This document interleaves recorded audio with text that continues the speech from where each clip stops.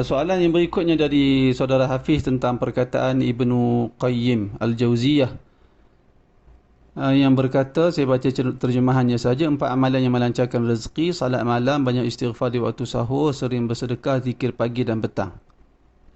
Kemudian yang berikutnya, dan 4 dosa yang menghalang rezeki: tidur pagi, sedikit salat, malas, berkhianat. Zadul Ma'ad. Perkara-perkara seperti ini saya tidak pasti arba'atun tam. 4 dosa ni terjemahan dalam perkataan Ibn Qayyim tak sebut sebagai dosa. Dalam perkataan teks Arab dia, wa arba'atun tamna'ur rizqa, 4 perkara yang menghalang rezeki, tidak semestinya dosa. Tidur pagi bukan satu perkara yang dosa. Sedikit salat, kalau tak buat qillatus salah, maksudnya sedikit, tak buat banyak salat sunat, bukan perkara dosa, tak termasuk dalam dosa. Cuma perkara ini disebut oleh Al-Imam Ibn Al-Qayyim dari sudut perkara-perkara yang boleh melancarkan rezeki, iaitulah salat malam dan perkara yang disebut oleh Ibn Al-Qayyim. Bukan Ibn Al-Qayyim sebut ni bukan benda yang bukan beliau memaksudkan 4 ini sahaja. Bahkan ada lagi perkara-perkara yang lain seperti menghubungkan silaturahim. Ibn Al-Qayyim tak sebut di sini. Sedangkan hadis sebut menghubungkan silaturahim, menambahkan rezeki, memanjangkan umur. Jadi Ibn Qayyim tak sebut. Jadi Ibn Qayyim sebut beberapa perkara sahaja. Bukan dalam bentuk ini sahaja. Dalam bahasa Arab disebut bukan dalam tujuan al-hasar. Tumpuan ini sahaja. Bukan, ada banyak lain lagi perkara lain yang boleh menambahkan rezeki. Bersyukur kepada Allah, Ibn Qayyim tak sebut.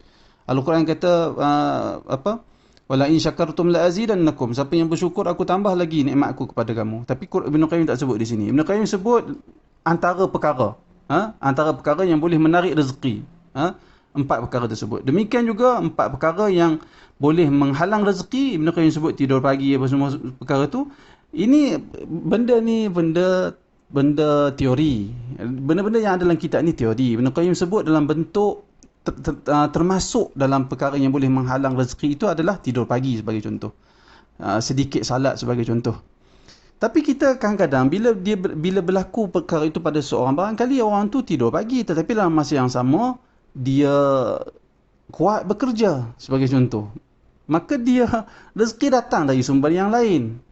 Kuat bekerja dia itu mengalahkan kekurangan dia yang kerap tidur pagi, lalu rezeki boleh dapat kat dia. Dia begitulah kita berinteraksi dengan bahan-bahan para ulama tersebut, bahan-bahan para ulama. Bukan jangan kita jadi tekstur orang yang literalis. Kalau literalis terhadap Al-Quran dan hadis pun perbuatan yang tak elok, bagaimana literalis dalam berinteraksi dengan teks-teks perkataan para ulama? Lebih tercela perbuatan tersebut.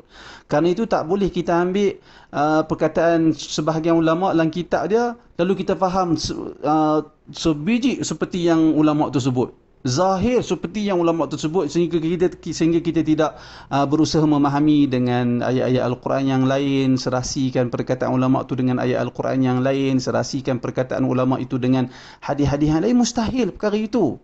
Kerana dah tentu Ibn Qayyim tidak maksudkan dengan mafhum zahir yang apa yang dia cakap. Mustahil Ibn Qayyim sedemikian. Kerana itu kitab-kitab para ulama dipelajari, kena mengaji, bukan hanya sekadar baca sahaja.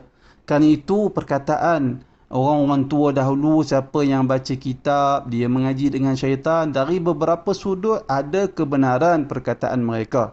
Kerana baca kitab tidak cukup, melainkan mesti dengan bimbingan para guru yang memahami kefahaman yang baik. Wallahu a'lam.